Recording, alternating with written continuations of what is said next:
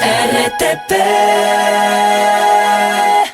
Qué bueno verlo acá. Estaba más esperado que si café estaba. Claro. Amigo Vamos de esta casa. a disfrutarlo. Doctor, usted también levanta el meñique, deje ver. Eso es perfecto. No, pero ¿usted qué es eso? Usted hace rock. Usted hace rock, doctor. No, solo tiene que levantar el meñique, doc, nada más. Ya lo vamos a ver el meñique, se va a poner de moda eso. Yo pensaba que era más fan de la música de Gilberto Santa Rosa, doctor. No. ¿Por qué? ¿Por qué Yo soy pensaba Gracia eso? Costa. 9:11 de la mañana. Tengo una anécdota con Gracia Costa, pero esa es para otro momento. 9:11, no mía, de que me han contado. Valga la 9:11 de la mañana, le damos la bienvenida a un amigo de esta casa, al doctor Fausto Ortiz de la Cadena, con quien hablaremos, como siempre, para que nos dé luces sobre la coyuntura económica del país. Buenos días, saludos cordiales a ustedes en la mesa y Si a hay la gente que luces. escucha en RTP. Si hay luces. Todavía hay luces, Ok, no hay de- todavía el estiaje. Voy a hacer una primera pregunta porque al economista Ortiz le ha surgido una inquietud en relación al impuesto a la serie de divisas, pero eso lo veremos más adelante, ¿no? ¿Cómo están las cifras a julio del 2026? Sí, las cifras fiscales, digamos, que es las que son como mucho más actualizadas, el Ministerio de Finanzas las presenta con un día de atraso, digamos, o al día, porque las presenta hoy día, jueves, tenemos las del día miércoles. Y por ejemplo, entonces las cifras fiscales al mes de julio presentan por primera vez en el año un déficit, que antes, en años pasados, quizás el déficit se le dio un poquito, con unos 2 meses anticipación. Hoy día las cifras de ingresos y gastos no han estado tan desajustadas porque ha habido un superávit hasta el mes de junio y recién en el mes de julio aparece un déficit pequeño.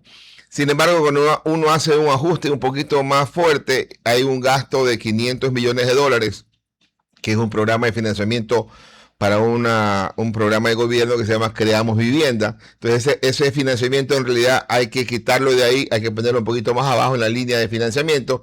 Por lo tanto, uno podría decir que inclusive julio, que ya presenta un déficit, al hacer el ajuste, sigue siendo un mes con superávit. Y eso es un tema interesante porque te va pasando el mensaje de que en impuestos al Ministerio de Finanzas le han llegado una cantidad importante de recursos y que en el año completo podrían estar superando los $18.500 millones, que es $1.000 millones adicionales a lo que se presupuestó, o también $1.000 millones adicionales a lo que estuvo el año anterior. Y eso ha ayudado a mejorar las cifras de ingresos del presupuesto del Estado. Y también ha ayudado el ingreso petrolero, que ya al mes de julio, aunque en verdad esto ocurrió el mes pasado, en junio, al mes de julio ya supera lo que en un año completo, en el 2025, el petróleo le aportaba al fisco. Por el precio. Por el precio, porque básicamente. obviamente no por producción. Por producción no, por el precio sí. Por venta de exportación podría ser que sí, porque acuérdense que estamos con un problema de refinerías, entonces estamos importando muchísimo más combustible que lo que hacíamos en el pasado. Ya estamos importando quizás el 80 al 85% de combustible. Y si importamos tanto combustible es porque no podemos utilizar las refinerías a plena capacidad, entonces nos está sobrando petróleo y lo estamos exportando. O sea, puede ser que estemos exportando más y produciendo menos que el año anterior, pero es porque una parte ya no se va a las refinerías y toca mandarlo para afuera. Doctor, ¿usted sabe si quizás se ha reducido el consumo de combustible? Por el tema del precio de la eliminación del subsidio. Ajá, por eso pregunto. Sí, no sé cuál es por la el eliminación del subsidio de combustible es una cosa curiosa. La gasolina super que se vende arriba de $5, Sí, ni me diga. esa gasolina super en el consumo está más alto que el año pasado. La gasolina extra sigue, y digamos, más alto, quiere decir 70 millones de galones al año. En la gasolina extra y Ecopaís estamos bastante planos en 1.200 millones de galones al año. Y el diésel, que iba ya el año pasado en tendencia de superar los 1.700 millones de galones al año, ese diésel está en 1.650 millones. Es decir, está de alguna forma, sí se ha aplanado. ¿Qué puede explicar ese comportamiento económico, doctor? Mi intuición es que si tú ya ves subir tanto el Ecopaís, para cierto tipo de consumidor, el salto a la calidad de la super ya no es tan oneroso. A ver, no, yo sí creo que hace diferencia. La Ecopaís debe andar en 3.80, supongamos, y la otra 5.40. Más, 50. Entonces, o sea, cada 2 galones de super es un galón más de Ecopaís. O sea, yo sí creo que la gente todavía. Claro, pero entonces, ¿cómo explicamos que la super es la única que sube? Sí, quizás por ahí puede haber alguna explicación en que hay un incremento importante en vehículos. Si uno chequea cuántos vehículos vendidos en este año con datos hasta julio, hay 50% más de vehículos vendidos hoy día que el año pasado, en el mes de cuando uno acumula las cifras a julio. Y entonces, y quizás esos vehículos pueden ser de alta gama en la proporción mayoritaria, una hipótesis solamente, y entonces esos carros van a consumir otra gasolina. Regreso un poco, no sé, doctor, no me monté, ya. Regreso un poco a lo que usted estaba diciendo, doctor, de cómo estamos en un déficit, ¿ya? Eso se explica quizás en lo que mencionó el presidente, de que se ha podido ejecutar los presupuestos de los ministerios en un promedio ya del 52%, superando de largo lo que se ha hecho en otros años. Es decir, hay dinero en los ministerios, doctor. Qué complicado es contrastar las cifras. A ver, porque le pregunté el gasto mal. corriente, el gasto corriente, la nómina de todos los ministerios está pagada al día. Ok. O sea, son 10.500 millones de dólares de gasto corriente y la proporción a julio va pagada al día. En los otros ministerios también ejecutan gasto. Y ahí la ejecución del gasto de inversión, sobre todo, porque o es nómina o es inversión. Ya, okay. Entonces, ahí estamos muy mal. ¿Ya? Retroceda y explíquemelo despacito. En la nómina vamos al día. Ok. Vamos al día. Eso lo entendí. Lo que no entiendo, lo que quiero saber es, ese 50 y algo % que dice que sí se ha ejecutado, podría eventualmente corresponder a la nómina que está al día y no necesariamente a la inversión del ministerio. Podría estar planteándose de esa manera. Ok, podría. O una mala lectura y en vez de leer 30, se lee 50. Doctor. No, usted dio error. Es difícil eso, pero yo tengo una pregunta para usted. Ay, doctor. No, por favor. Yo lo... No finjas. Lo mejor es como... Lo mejor es... Se hace esperar, ¿eh? Así es. La frase del día. Yo veía en uno de sus gráficos una charla cuando hablaba de las exportaciones del primer trimestre del año, que si hacíamos la típica división de exportaciones petroleras y no petroleras, las no petroleras del primer trimestre crecían un 3,7%. Pero si veíamos las no petroleras ni mineras, que me parece adecuado empezar a hablar en esos términos en este país que tanto más atención le da a la minería, estas exportaciones caían un 4,6%. ¿Cómo se ven las cosas ya habiendo pasado el primer semestre del año? Sí, los datos de comercio exterior están hasta el mes de mayo. Okay. Y las cifras, lo que te están diciendo es que la minería está espectacularmente bien, está creciendo a un muy buen ritmo, arriba del 40%, quizás arriba. ¿Por qué? Porque el precio está bastante bueno también. Y también te dice en las exportaciones no petroleras ni mineras, es decir, ya en la exportación privada, no mineral, está el cacao con un gran golpe. Digamos. Entonces, el cacao absorbió un gran golpe donde habían cifras de caída hasta del 50% en el cacao. ¿Ya? Que ha sido compensado en el resto de las exportaciones, algo con camarón, algo con banano, mucho con minería. Y la exportación ya no va a tener el nivel de balanza comercial totalmente positiva y fuerte del sector no petrolero en el 2026. Va a ser algo menor. Diferente al histórico, porque en el histórico nuestro, hasta hace 4 años para atrás, te decía siempre, lo que el sector petrolero te genera de superávit es lo que el sector privado puede importar adicional. Pero hoy día ya esa historia cambió. Hoy día tienes tú superávit comercial en lo no petrolero y un superávit menor en lo petrolero. Entonces, este sector exportador es el sector que está muy bien en este año, a excepción del cacao.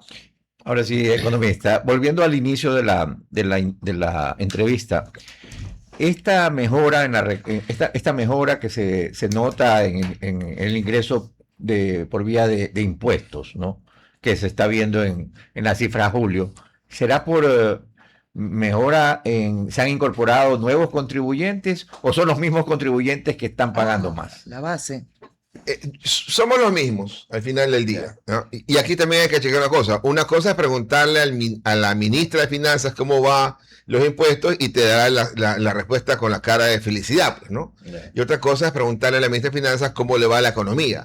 Porque si los impuestos le va bien, de alguna forma es porque le estás quitando más plata a la economía y la gente consumirá y tendrá otros problemas ahí locales. Entonces, cuando los impuestos suben, la economía difícilmente puede subir también, porque eso menos consumo. Menos consumo, digamos.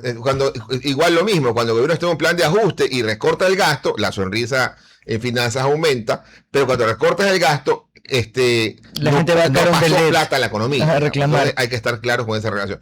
Entonces, cuando dices tú, ¿qué es lo que ha aumentado en impuestos? Y el que más ha aumentado en impuestos es el IVA. El IVA. ¿Ya? Y dices tú, ¿y el IVA cómo así? ¿Qué cosas hemos hecho con el IVA? Pues ya los 3 puntos del IVA del 2024 ya se sintieron en esa mitad de año y el año completo 25. Entonces, lo adicional en recaudación seguramente tiene que ver con la eliminación de exoneraciones en productos como alimentos. La discusión que eso tenemos sobre la leche, es cierto correcto. tipo de productos. Leche y pan que se la puso ahí, pero lo sacaron, pero le quedó el resto. ¿Ya? Y cuando tú dices, pero ¿cómo así eso? ¿Y cómo así eso puede ser tan importante? Entonces hay que estar claros también. Los grandes vendedores de alimentos son las cadenas de supermercados, ¿verdad? Y esa es la gran parte formal de la economía. Porque seguramente se vende lo mismo en las tienditas de barrio. Sí. Pero esa es la parte de alguna forma informal de la economía. Sí. ¿Ya? Entonces, porque yo cuando voy a la tienda de barrio, el tiendero de barrio me dice, le hago factura. Entonces, le hago factura del tomate, no sé, algo así. ¿Qué quiere? Le hago factura de Cicafé. A ver, con publicidad y todo. Entonces yo, no, dámelo. Y Sí. César lo pediría con mi calzado. Ya, entonces, pero seguramente el productor de ese café, cuando le vende a la tiendita de barrio, se le facturó con IVA. Entonces, ahí sí tienes tú de alguna forma, alguna explicación que habrá que probarla de que ese incremento en el IVA se origina en esas circunstancias. Me deja alarmada, a lo mejor ya sabe que yo soy así exagerada, pero si usted dice si a finanzas le va bien vía recaudación, no necesariamente a la parte económica, digamos, al consumo. En algún momento esto se estabiliza. ¿Qué pasa si se estabiliza? ¿Qué pasa si finanzas sigue sonriendo y no sonríe la economía, doctor? Sonríe finanzas y sonríe el Fondo Monetario. Dos sonrisas, ya. Son Okay. dos sonrisas. Sí. A ver, si uno mira y dice, el año pasado la economía ¿cuánto creció? La respuesta es 3.7 y la gente dice, pero espectacular, un crecimiento bastante bueno para el país. Cuando tú dices, pero el anteaño pasado, el 2024, ¿la economía qué le pasó? La economía cayó, en número redondo, 2%. Entonces, cuando tú dices, el promedio entre el 24 y el 25 es menos de 1%. Entonces no crecimos, porque la población crece 1.5. Para no complicarse tanto con un año y dos, uno puede hacer el ejercicio de la década. ¿Ya? Entonces, en la década del 2016 al 2025, la economía creció en promedio 1.8. ¿Ya? Y la población creció en ese periodo también 1.5. Entonces, la economía nuestra está creciendo porque la población también crece, porque hay más gente consumiendo. ¿Ya? Es como que tú digas, ¿y cómo está tu empresa? Estoy vendiendo muy bien. Mejorar las ventas en tu local. No, abrí 3 tiendas más. Ya, entonces está bien que esa estrategia sea para crecer en tu empresa, pero también hay que estar claro que eso de ahí tiene un costo importante y en el arranque no lo vas a sentir como en el conjunto. Entonces acá está creciendo la economía porque la población crece. Entonces hay que crecer mucho más fuerte que el crecimiento poblacional.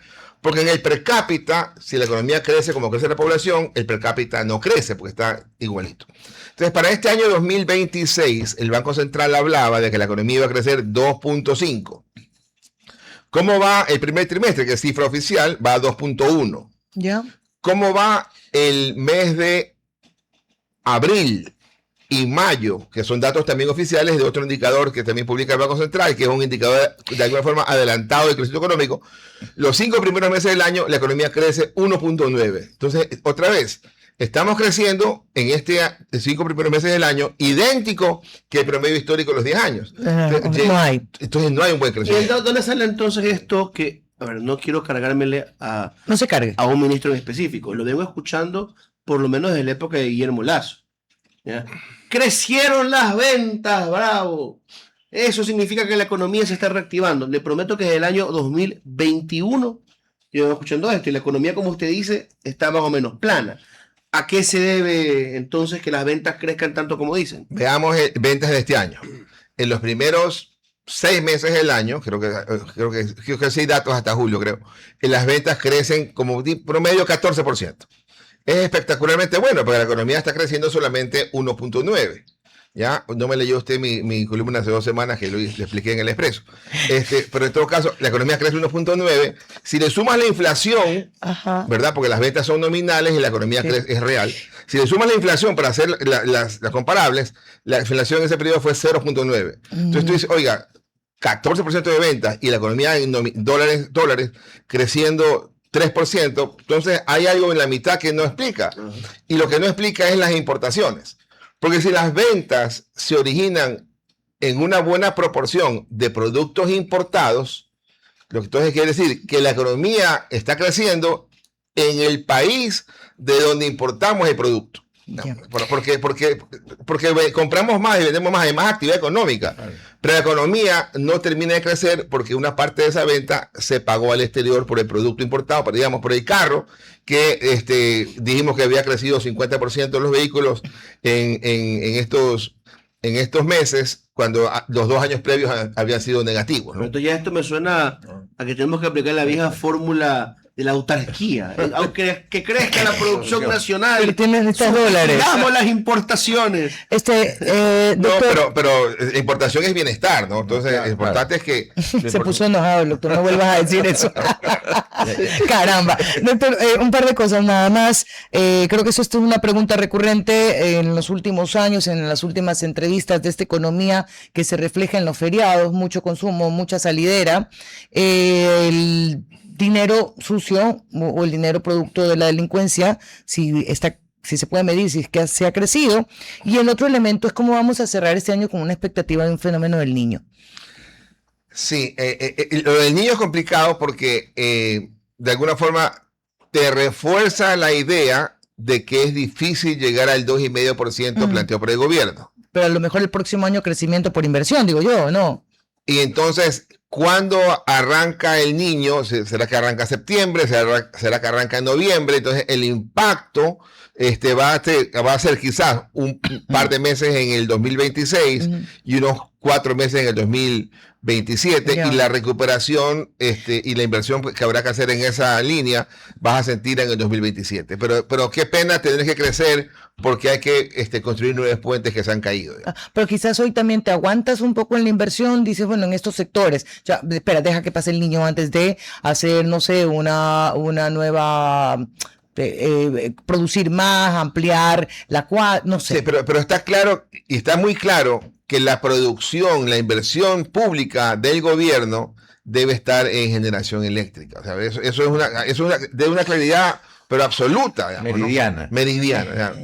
Porque si hay plata y quieres invertir, entonces es en aquello que sea de generación eléctrica. De ahí debería ir lo que anunció el presidente, que este va a ser un año de inversión. Dijo que a partir del segundo semestre, eso lo anunció en una entrevista. Eso uno. Ojalá. Sí, pero ¿tiene de dónde? Es deuda y es déficit. Okay. Y lo otro es, ¿usted sabe ya cuánto nos está costando esta compra de electricidad a Colombia? La prensa dice que han dicho que 0.90. La prensa dice que han dicho, ¿ya? Y en realidad ha sido 0.40. Entonces, un poco esa es la discusión actual. Antes de que se nos vaya el economista, porque así estaba.